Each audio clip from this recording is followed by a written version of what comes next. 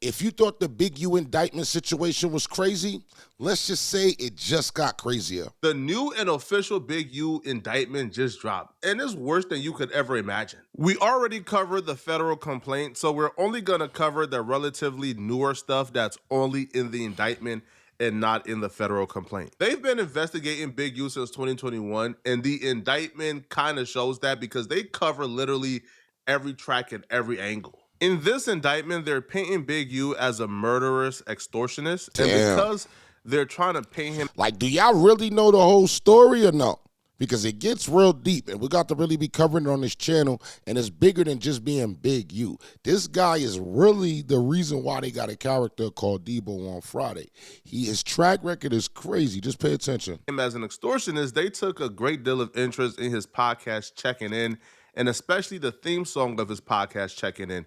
In the theme song, Snoop Dogg is rapping, if you don't check in, things are going to be really ugly for you when you get to LA. When you hop off the plane, check in. Penthouse suite, check in. That sounds crazy. When your feet hit the street, check in. Cause if not, shit get hot, you better check it in. Out of context, this song is a nothing burger, but when you put this song in context with everything that's going on, it's everything burger. The feds are saying that Big U is an extortionist, that Big U has built an empire off of extorting, intimidating, and squeezing celebrities and business owners who's operating in the city of Los Angeles. So when they see that his podcast name is Check In, and then they're using a theme song to say, this is just consistent with everything we're already telling you guys. Now, this is where the internet gets Big U in trouble. Because the feds will... I mean, you could say the internet got somebody in trouble, but I think in 2025, you are getting you in trouble. Guys, we got to learn how to shut up and stop telling everybody everything. And realize that once you do that, then you open up the door. These are RICO charges. You need a lot of people to connect the pieces for this to make sense. That's how an indictment works. It doesn't work unless you have money, unless you have the different things, the muscle and all the things that come with it. Also include a video that Big U posted to his Instagram. Movie production in the hood. That's how we do it, you know, man. Top flight, baby. Security. GB running this here movie set in the hood. Come on out here. Coming out here and checking in with GB, getting these movies done. You better know it. You know what I mean? Anytime you want to do movies in the hood, just check it in. We can make sure it's done. Movies, videos. But if you don't check it in, Oh, well. Check your ass out. we're going to check you in, all right? We're going to check in all of your equipment. We're going to check in all of your equipment. Hindsight is 2020. That's crazy. If you would have told Big U in 2021 that this was a crime and the feds would be investigating him and linking this to extortion, he would have told you you're out of your mind. Like, this is just like a silly IG video. But the funny thing is the term is called Deboing people. Like, that's the term. When you Debo somebody, you Debo them. It's like you strong on them. That's the term. It's called Debo, and it came from him. You know, it's crazy. Once you look at the behavior from today's lens, this looks crazy. Like, this looks insane. Why would you put a target on your back like this, bro? Why would you openly admit that you will extort somebody, especially a business owner who gets like a permit from the city to film? Because in order to film in, you know, in like the street, like an actual movie, you have to get permit from the city. So on top of getting a permit from the city, the government is allowing me to do it. I have to check in and pay you guys for me to do. It's crazy. Horrible. The feds included an itemized list of Big U's extortion or attempted extortion attempt from just one victim. And there's multiple victims, okay? My God, these are some small ass attempt extortion prices. $500 for extortion, $1,000 for extortion, $1,500 for extortion. Come on, bro. Like, you might as well get in the business and really just get a check that'll get you dead in $4,000 at one time. As you can see right here, there's literal dates and dollar amount, and whether or not it was a successful extortion or an attempted extortion. Now, all of this, like this entire itemized list, is only coming from one victim. And there's multiple itemized lists for other victims as well. So this is, just so you guys can wrap your head around about the levels of extortion that was going on and how frequent they were. The video is still going, and this is still only one victim. I mean, So Big U was literally. All right, if it's one victim, that's a lie. That's a lie. He kind of coming up now. Look, that last little bit right there, he clinked him out. Paying his bills according to the feds by squeezing business owners who wanted to operate in the community. So, for example, if somebody wants to open up a corner store in South Central, you know, you got to tap in with Big U. If you want to, let's say, open up a ice cream truck for the kids, you got to tap in with Big U. And the feds is like, it went on for far too long, and they were sick of it. That itemized list belongs to the owner of the dispensary that got robbed by Big U and others. He's listed in the report as victim 1. So everything you just saw all came from victim 1. So if you hit one person for that much, so it feel like, because I'm not gonna lie, when everybody's intimidated by somebody, it's a reason. And it felt like as soon as somebody stood up, that everybody else stood up and started talking. But yeah, he really was the Debo then, because nobody was talking while he was home. Now that he's up, everybody talking. Imagine how much you hit for everybody else. Now, the feds will also tackle Big U developing options and his LLC and nonprofits, claiming that he committed bank fraud, wire fraud, and just fraud in general because he utilized the nonprofit to enrich himself by transferring the nonprofit assets and donations made to the nonprofits, transferring it over to his personal account and using it for personal reasons that has nothing to do with the nonprofit. On November 3rd, 2021, feds will allege that Big U transferred $15,000 from Development Options bank account into his personal account. On March 28th, 2022, feds will claim that Big U transferred $10,000 from his nonprofit Development Options into his personal account. On between September 26, 2022 and October 7, 2022, it's about $53,000, I think, 54. Feds claim Big U would transfer $13,000 from Development Options into his personal account. November 15, 2022, feds will claim that Big U transferred $10,000 from Development Options into his personal account. December 19th, 2022, feds will claim that Big U transferred $5,000 from Development Options into his personal bank account. It just keeps going. And according to the feds, they don't even think this is a tenth of the money that Big U embezzled, right? But you will see, if you just scroll down, and if this is not a tenth of it, you will count well over $200,000 of money they claim that Big U took for himself when it was supposed to go to the nonprofit. And they will also claim that Big U secured a lot of these donations from celebrities and athletes and other nonprofits through intimidation and extortion. From my perspective, the only slam dunk the feds believe they have is the wire fraud, the bank fraud, and the embezzlement. Because even this murder, I believe it's like a guarantee. Like the feds believe they have a very solid case and it's a guarantee as well. But the embezzlement, I gotta stop playing. They're not gonna show their cards if they didn't. It's like clear cut, bro. Like it's black and white, homie. Like there's transfers from this to your personal account. Like it's in 4K.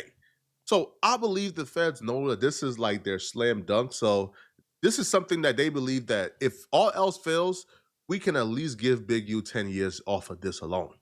Now, the feds will also give more detail regarding the murder of Big U's son's best friend, Rayshawn Williams, and the extent that they believe that Big U went to cover up his murder.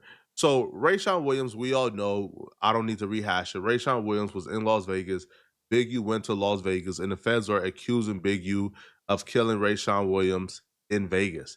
Now, Rayshawn Williams and Big U was in the studio together earlier in the night before, the feds claimed Big U allegedly murdered him.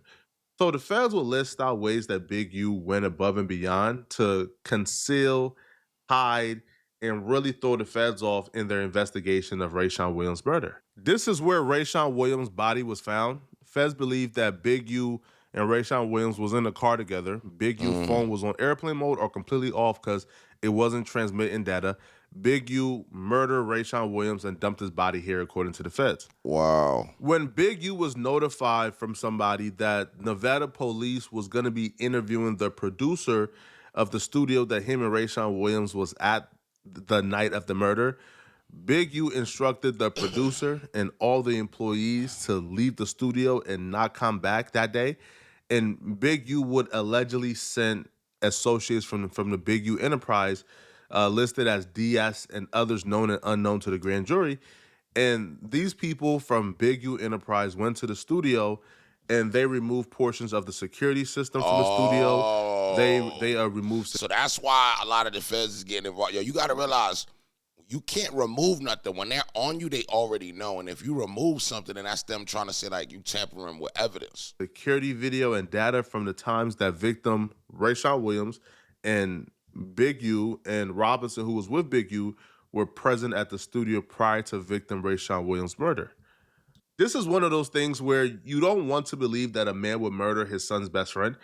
But when you have evidence, proof, text messages, correspondence that proves that Big U associates removed security systems and went out of their way to conceal evidence that they were with Rayshawn Williams that night, you kind of have to wonder and ponder, bro, like why? Like why would an innocent person do that? January 27th, 2 days after the murder, approximately 10:03 p.m., KF, another associate from Big U Enterprises, called the Airbnb that Big U allegedly visited that Rayshawn Williams was staying.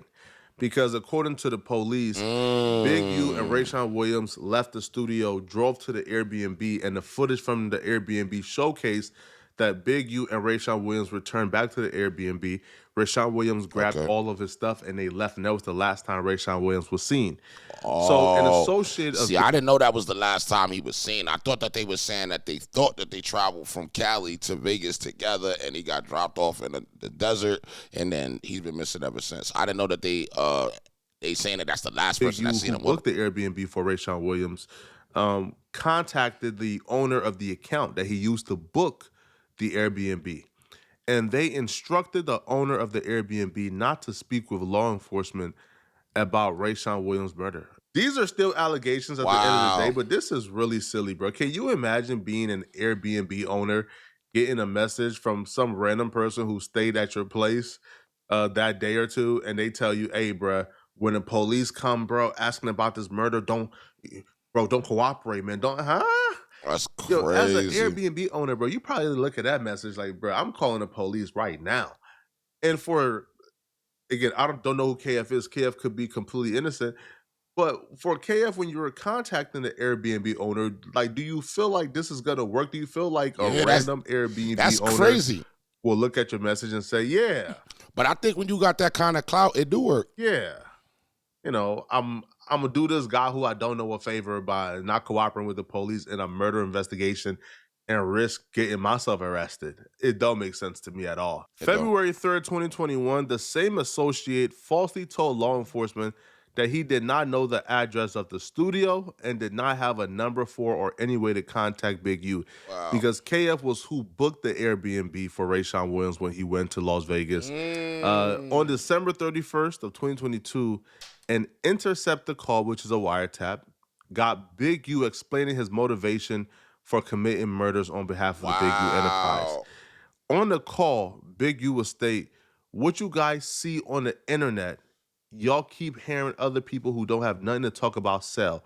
Let me explain to you. Now, this is where it gets really that sounds crazy, though. It does. Let me explain something to you. If I would have had a problem with any man, color, creed, king, or kind, the issue would have been resolved, and he wouldn't be here or I wouldn't be here. It ain't no kid nothing in reference to Rayshawn Williams. Man, bro, I ain't trying to head that he's a kid stuff.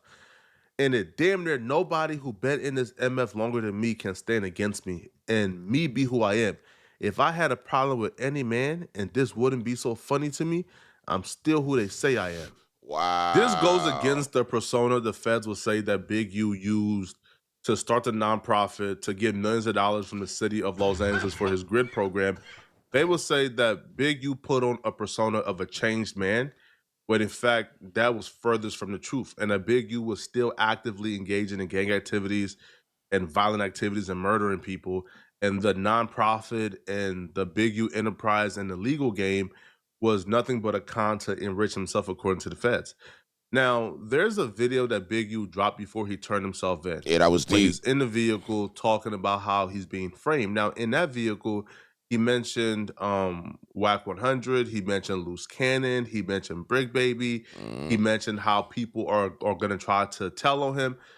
And the feds will say that, you know, that's witness intimidation, right? That Big U put that video out there to try to hinder the process, to try to deter people who could potentially cooperate against them.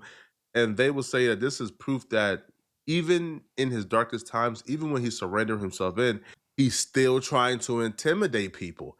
And the feds believe that that was Big U's attempt to intimidate people who could potentially help the investigation against them. Now, if you know, or if you are new to this channel, you will know that I actually dropped a video claiming that I believe the video that Big U dropped before he surrendered himself in, I felt like that video right there was a big mistake. The feds will even claim that Big U dropping the video on his youth football team Instagram page is Big U attempting to smear the jury pool, to contaminate the jury pool. Now, I think they're reaching in that regard, claiming that this man professing his innocence, claiming that, you know, he's being railroaded, claiming that this is racism. Yeah. I don't feel like that's him contaminating the jury pool, right? That's just him, you know, professing his innocence, which he has every right to do. But once you start naming co-defendants and once you start, you know, pointing out people who could potentially cooperate, that's where the feds have an issue with it. Now, the lawyer Mo Gannon, he would actually drop a brief reaction to Big U's indictment becoming unsealed, and here's what he had to say. After perceived disrespect, the feds say they have surveillance, cell phone data, and family interviews that all point to Henley as being the last person seen with R.W., the murdered rapper. And they say that there was an alleged cover-up where Henley and his associates went into the studio and got the surveillance tapes right before the murder happened. There's armed robbery of a marijuana dispensary. Henley allegedly ordered the robbery of a dispensary where an extortion victim worked. After the robbery, the victim was invited to Henley's home and told, "That's how you rob yourself." There's allegations of ongoing robberies and threats by Luce Cannon. They say they allege that Williams continued violent behavior, including a recent pistol whipping that was caught on video. Then there's extortion of business owners. Victims were extorted for thousands. See, all right, I'm going to stop it here. Guys, you know what's crazy about the situation is that everybody told on themselves. Most of the situation is because people talk to themselves. And really, the bottom line is, like, you got to learn when to stop talking. All the situation will be avoided if a lot of people will stop talking. But as long as they keep talking, this is going to keep coming. I would love to know your guys' views in the comments. I definitely wanted to share Poetic Flacco's views because he is a host on that platform on No Jumper and knows what's really going on. So make sure y'all definitely show him love. Make sure y'all subscribe at the top bell. I'll see y'all on the next one. I'm out of here.